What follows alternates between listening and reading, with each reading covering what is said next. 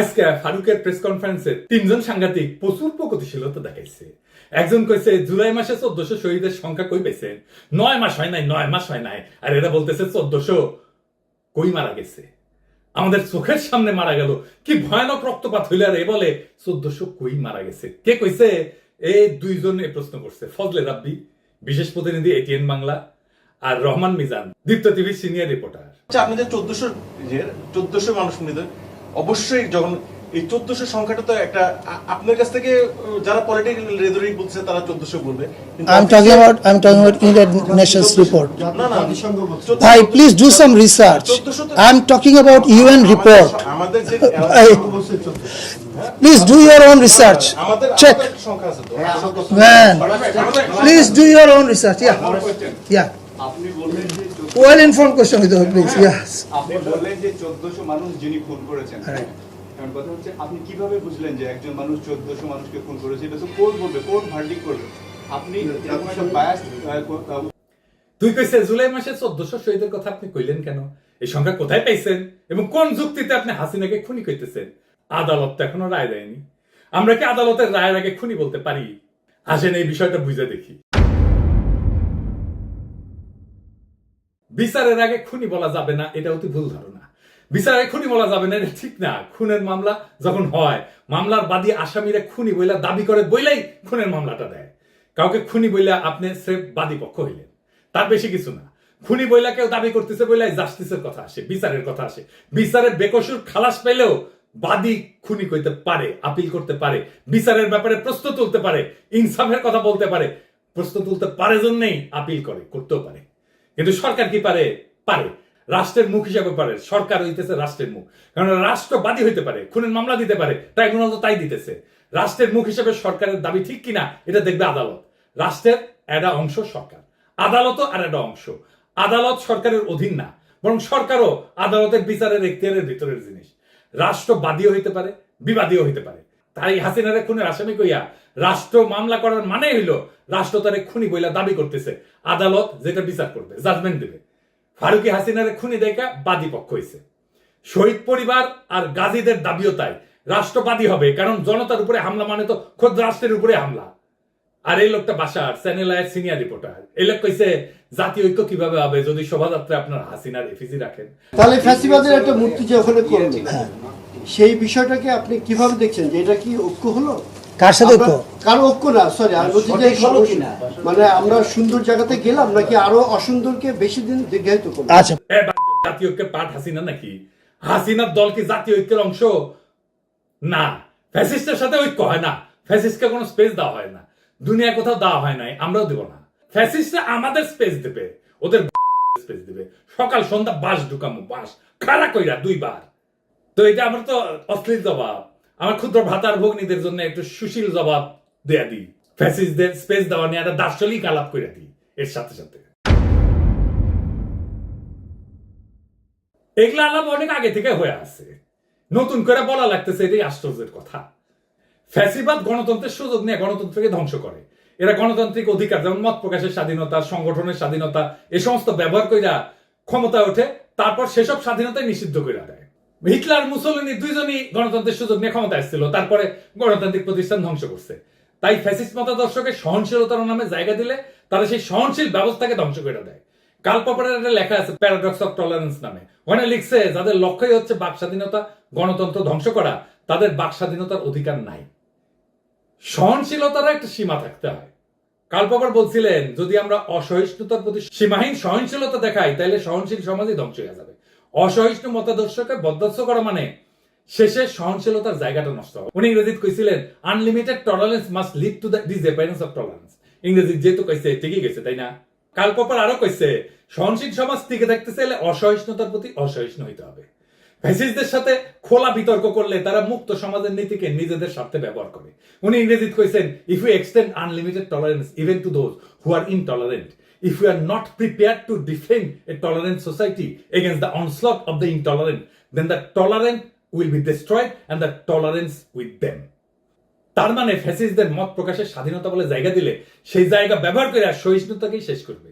তাই সক্রিয়ভাবে প্রতিরোধ করাটাই ইনসাফ। ঘৃণার রাজনীতিকে কথা বলার মঞ্চ দেওয়া মানে ঘৃণাকে সামাজিক স্বীকৃতি দেওয়া। এটা তো আমরা করব না। এই সাংবাদিকদের কিছু বলবো না, কারণ এদের অনেকেই তকে তকে আছে যে সে বলবে আমি স্বাধীন সাংবাদিকতা করতে পারতেছি না বাংলাদেশে, তারপরে অ্যাসাইলাম মারবি। তো তাই এগারে মালিক পক্ষরে ধরা লাগবে। যেমন ধরেন এটিএন মাহফুজ, ওরে সাগরণী হত্যা মামলায় 7 দিনের রিমান্ডে নেন, সাইজ হয়ে যাবে, রুলারের মতো সোজা হয়ে যাবে। এখন পুলিশের কবি দাদা হাঙ্গের নায় পছন্দ করে না, তাই বলে শাস্তি দিবেন। ওই আশা যদি গান গাওয়া শুরু করে তাহলে তো আমরা গেছি। ওরে ইনকাম ট্যাক্স ফাইল ধরে টান দিবেন, এদের প্রত্যেকটার নামে দুদকে ফাইল করলেন টাকা পাচারের। বাংলাদেশের সব কয়টা এলিটের টাকা পাচারের ট্রেস বাই করতে পারবেন। 90% কেসে আপনি পাবেনই খুঁজে, শিওর থাকেন। কিন্তু করতেছেন কি? ধরতেছেন ইরেজ জাকের, যে ইরেজ জাকের জুলাই বিপ্লবে পথে নামিছে, তার পিছে লাগিয়েছেন। যে সর্বান্তকরণের লড়াইয়ের পক্ষে তারা আপনি শত্রু বানাইলেন। বাংলাদেশের এলিট কয়জনের ইরেশের মতো রোল ছিল? হাসিনা না পালাইলে ইরেশের এশিয়াটিক বন্ধ করে দিত, ইরেশকে জেলে পড়তো, আর তার নামে হত্যা মামলা দিলেন। যেই সমস্ত সাংস্কৃতিক কর্মী জুলাই ভয় উপেক্ষা করে মাঠে নামছে, তাদের কাউকে ডিস্টার্ব দিবেন না, ওরা আমাদের ভাই। এইটারে আমার রিকোয়েস্ট বলতে পারেন, এখন রিকোয়েস্ট করলাম। কিন্তু আমি যদি টের পাই কোন দূরভিসন্ধি দিয়ে আছে এর পিছনে, তাহলে বলে খায়া ফেলবো তারে। আপনি এশিয়াটিকের বিরুদ্ধে তদন্ত করেন, এমনকি দেশের বিরুদ্ধে তদন্ত করেন, কোনো অসুবিধা নাই। অপরাধ হয়ে পাইলে বিচার করেন, কেউ বাধা দিবে না। কিন্তু ধরতক্তা মার পেরেক করে প্রতিষ্ঠান ধ্বংস করবেন, এটা মানা হবে না। ভুয়া মামলা দেবেন, মানা হবে না। আসাদুজ্জামান নূর এশিয়াটিকের কেউ না। এই কালচারাল এরিয়াতে যারা আছে তারা সবাই আসাদুজ্জামান নূর না, তার কোনো শেয়ারও নাই এখন এশিয়াটিকে। কিন্তু এই কালচারাল দুনিয়ায় ফ্যাসিবাদের সাথে অনেকে সংশ্লিষ্ট ছিল বলে অনেকের অভিযোগ আছে। এই কালচারাল দুনিয়া ফ্যাসিবাদ ইস্যুকে কিভাবে ডিল করবেন আসেন এটা একটু আলাপ করে নিই। এই শিল্পীদের বিচার করার বেলায় দুইটা জিনিস চিন্তা করবেন। শুরুতে একটা ডিসিশন নিতে হবে যে সে অ্যাক্টিভলি ফ্যাসিজমে সর না হইলে, ফ্যাসিজমের পক্ষে, খুনের পক্ষে নিজের ইমেজ ইউজ না করলে তাদের বেনিফিট অফ ডাউট দিতে হবে। তো এখন কইতে পারেন যে তাকে বেনিফিট অফ ডাউট কেন দিতে হবে? কারণটা হইতেছে তারা তো আসলে কোনো পলিটিক্যাল হিস্ট্রিক্যাল চিন্তা পয়দা করে না, তারা চিন্তার গ্রাহক। তাদেরকে হিরো পর্দায় দেখেন, কিন্তু আসলে তো তারা হিরো না। সমাজের মিডিয়ায় যে ডমিনেন্ট চিন্তা, সেই চিন্তার তদারকির মধ্যে আর্ট কালচার করে তারা। এখন পুরো হাসিনার আমলে যেহেতু মিডিয়ার ন্যারেটিভ পুরোটাই হাসিনা বাকশালের দখলে ছিল, তাই আর্টিস্টরা, শিল্পীরা বাই ডিফল্ট এইসব চিন্তা খাইছে। মতি মাহফুজগঞ্জ যে চিন্তা ডেলিভারি দিছে, সেটা তারা বাই ডিফল্ট স্ট্যান্ডার্ড চিন্তা ধরে নিছে। এটা আলবাত ভুল, কিন্তু আর্টিস্টরা তাদের পেশার কারণে এই লিমিটেশনের মধ্যে থাকে। আমি আপনি এখানে বলিউডে দিয়ে দেখেন অমিতাভ বচ্চন, সে কি? সে তো কংগ্রেসের এমপি ছিল, তাই না? সে রাজীব গান্ধীর বন্ধু, জিগরি দোস্ত ছিল, সে বিজেপি হয়ে গেছে। এই যে অক্ষয়, ও অজয়, অনুপম খের, এরা বিজেপির খপ্পরে পড়ছে, এমনকি অ্যাক্টিভলি কামও করতেছে। মিঠুন চক্রবর্তী, ও তো নকশাল ছিল, জানেন তো, পার কমিউনিস্ট ছিল, পেলে গেছিল বোম্বে। ও মিঠুন চক্রবর্তীকে দেখে আমরা কমিউনিস্ট হয়েছি, সেই থেকে ওইটা তৃণমূল হইল, এখন পার বিজেপি হয়েছে। ফলে এটা ডমিনেন্ট মিডিয়া ন্যারেটিভের মামলা। সেই ন্যারেটিভের গ্রাহক হওয়াটা ক্রাইম না। আমাদের মন খারাপ হবে এতে, কারণ আমরা তো তাদেরকে নায়ক দেখে অভ্যস্ত, নায়ক ভেবে অভ্যস্ত। তারা পর্দায় ঢিসুম ঢিসুম ঢিসুম ঢিসুম করে, এরে ওরে ফেলা, এরে ওরে মারে, প্রচুর বিপ্লবী কথাবার্তা বলে, কিন্তু তাদের নায়ক না রে ভাই।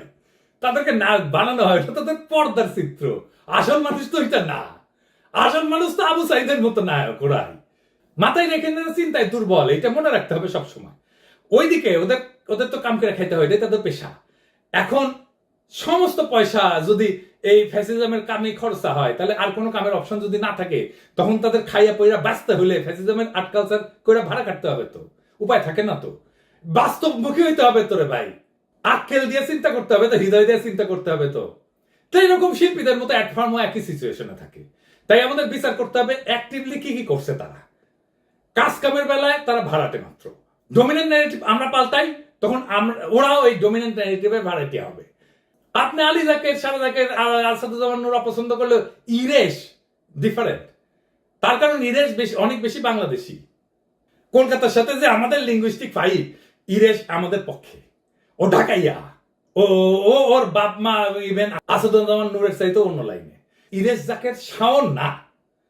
আমাদের ইরেশ আর শাওনের মধ্যে তফাৎ করতে পারতে হবে।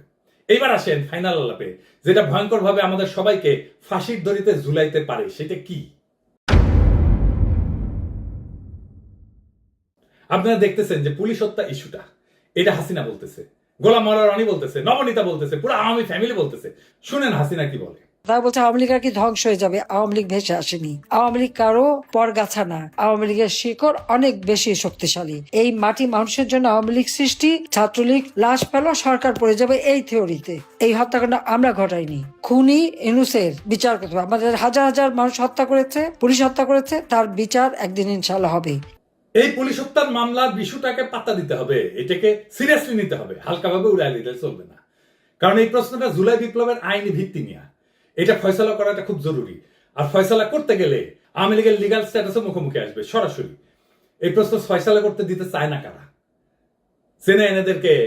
এরা হইল 5 থেকে 8 আগস্টের 72 ঘন্টায় জন্মানো এই যে সেটেলমেন্ট, এলিট সেটেলমেন্ট হইল এরা। এদের নাম হইতেছে ডিপ স্টেট, ছদ্মবেশী ব্যুরোক্রেট, সাংস্কৃতিক গডফাদার, মিডিয়া ব্যবসায়ী, হাসিনার অলিগার, আর্মি। কিন্তু কেন তারা ভয় পায় এই ফয়সালাকে? এই ফয়সালা মানে হইল মুজিবের গড়া মিথ ধরা পড়ে যাবে, বাঙালি জাতীয়তাবাদের গল্প ফাঁস হয়ে যাবে, ভারতীয় মহাসাগরের তীরের খেলাঘরও ভেঙে যাবে। আরো আছে, পুলিশ খুনের মামলা ঝুলাই রাখতে চায় তারা, যেন ভবিষ্যতের বদলা নেওয়ার জন্য একটা স্থায়ী অস্ত্র বানায় রাখা যায়। জুলাই বিপ্লবের বিপরীতে 15 আগস্ট কায়দায় একটা জাতীয় ট্র্যাজেডি বানিয়ে ফেলা যায়, সবাইকে ম্যানিপুলেট করা যায়, জীবনভর ব্ল্যাকমেইল করা যায়। ভেবে দেখতে হবে এই ফয়সালা না হইলে বিপদ কার? বিপদ হবে জুলাই বিপ্লবীদের, আপনার আমার। বেনামি মামলা ইতিহাসে শিয়াল কুকুরের মতো ঘুরতে থাকবে। কখন কে কার শিকারে পরিণত হবে কে জানে? কতদিন আর রক্ষা করা সম্ভব? এখনই এই ফয়সালা চাই, একেবারে আইনের পথে। কিভাবে আসেন সেটা বুঝে দেখি। প্রথমে জুলাই বিপ্লবকে আইনসম্মতভাবে বৈধ এবং হালাল ঘোষণা করতে হবে। কিভাবে করবে? আইন মন্ত্রণালয় দেখবে, সরকার দেখবে।